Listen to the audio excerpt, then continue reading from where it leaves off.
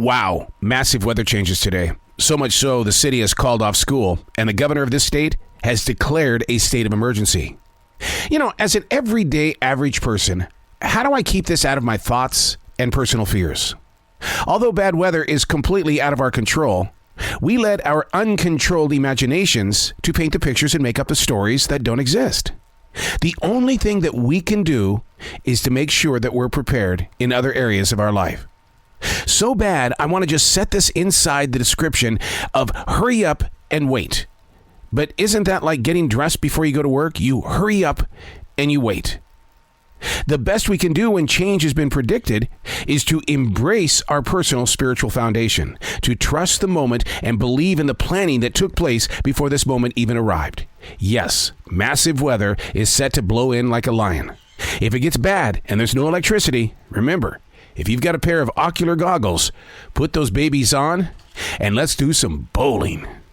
But then again, the internet will be down if we've lost power.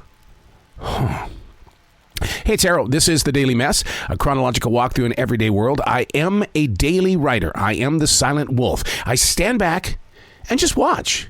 I'm beneath the brush of a tree, and my goal every day is to study everything that is moving in and around us, because it's all there. We just choose to ignore what's being shared. This is The Daily Mess. Working our way through every way, being present in a place of constant evaluation. Judging the whereabouts of is, only to identify what was. This is what happens when you think too much about getting stuff done. You know, the honey-do list? It's usually 2 pages in length, but in a really weird way, when we feel like we're almost catching up, we actually get lazy. Yeah. Instead of completely reaching the destination, we tend to lean on the idea of leaving enough behind so that we have something to do tomorrow. Yeah, well, tomorrow never comes. So it starts to add up again, making us feel guilty because, oh my God, this list just keeps getting longer. Working our way through every way, no matter what, we'll figure out how to get it done when we get there, even if it feels like we're endlessly falling behind. Look at me. I'm just adding more to this list. Why do we do that? Is it completely human nature to just keep adding things to our honey-do list?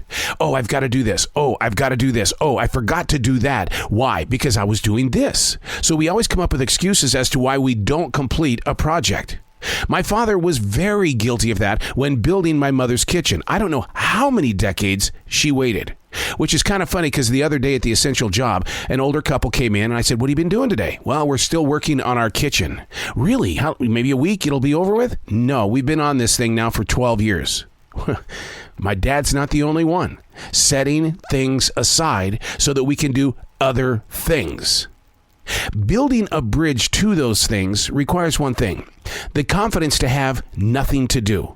But see, we fear that feeling of, oh my God, what happens if I have nothing to do? Am I just going to sit around and binge watch TV all day?